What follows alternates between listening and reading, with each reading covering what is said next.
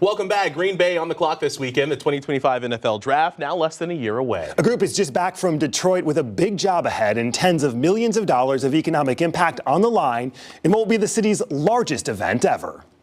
Good evening, ladies and gentlemen. As hundreds of thousands of fans packed into downtown Detroit, Oh my God! what dramatically unfolded on stage and behind the scenes. They're going to be in our territory now. I can't wait. A major test and precursor to what Green Bay is about to embark on. We have a lot of work ahead of us, without a doubt. You know, they were well over 700,000 people throughout their 3 days.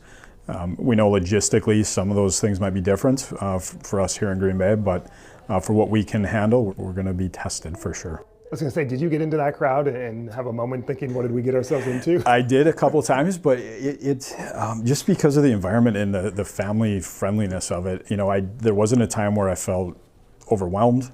Captain Ben Allen with the Green Bay Police Department is in charge of the security efforts for the draft. He was part of a big group in Detroit to see firsthand the undertaking from a security standpoint involving local, state, and federal officials. Is this game day on steroids in terms of the size and scope? Absolutely. You know, it's game day on steroids times 3, just because of the length of the event. I think we'll be very well prepared based on the lessons learned in Detroit, but then again, also the experiences we've had over the years out there.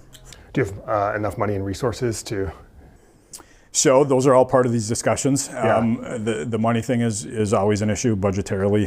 How can we make sure that we provide the necessary resources for this based on the budget is important, but security is even more important than all of that. We are going to certainly look at every aspect we need to make sure we provide for a safe environment, but we also understand that there are limitations to that. Lawmakers approved $2 million in state taxpayer money for costs associated with the draft. The Packers are also fundraising to pay for costs not covered by the NFL. I'm definitely going to the one in Green Bay next year.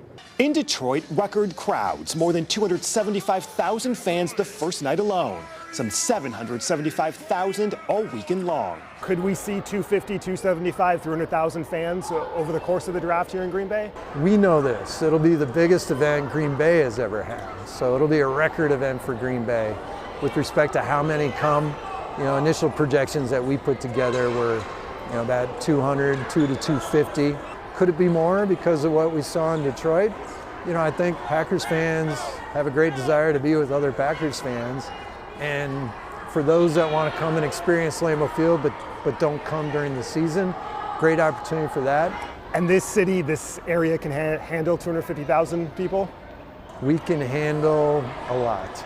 You know, we feel very confident the campus will be able to accommodate, you know, some really strong numbers. The Packers projecting a $90 million economic impact statewide, $20 million alone in Green Bay.